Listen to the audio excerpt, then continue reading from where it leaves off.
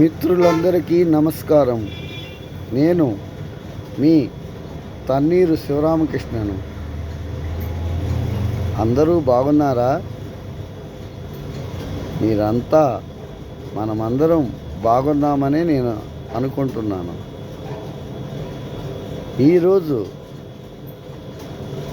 ధ్యానం అంటే ఏమిటి? ధ్యానం అసలు ఎందుకు చేయాలి అనే విషయాలు తెలుసుకుందాం.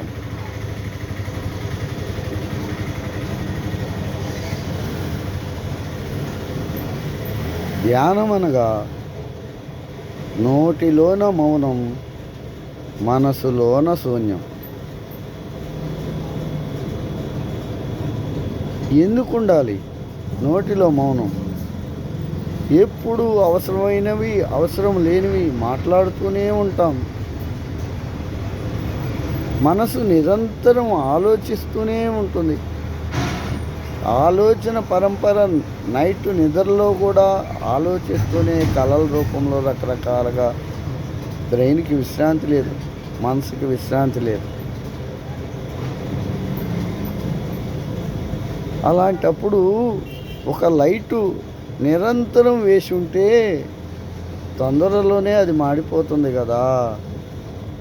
అదే అవసరమైనప్పుడు వాడుకొని తర్వాత ఆపివేస్తే దాన్ని ఎక్కువ కాలం ఉపయోగపడుతుంది కదా.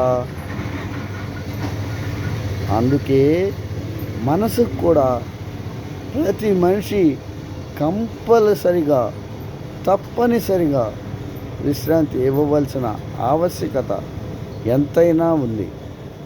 అలా ఇవ్వని మనిషి ఆయుర్దాయం తక్కువ అవుతున్నదని శాస్త్ర పరిశోధనలు తెలియజేస్తూ ఉన్నాయి. కాబట్టి మిత్రులారా, ప్రతి ఒక్కరూ తప్పనిసరిగా కనీసం ఏదొక మీ ఖాళీ విరామ సమయంలో మొబైల్ చూస్తామో టీవీ చూస్తామో ఆ టైంలో దానికి కేటాయించే టైము ధ్యానానికి కేటాయించి మీ ఆరోగ్యాన్ని కాపాడుకుంటారని ఆశిస్తున్నాను. నమస్తే, మీ తన్నీరు శివరామకృష్ణ.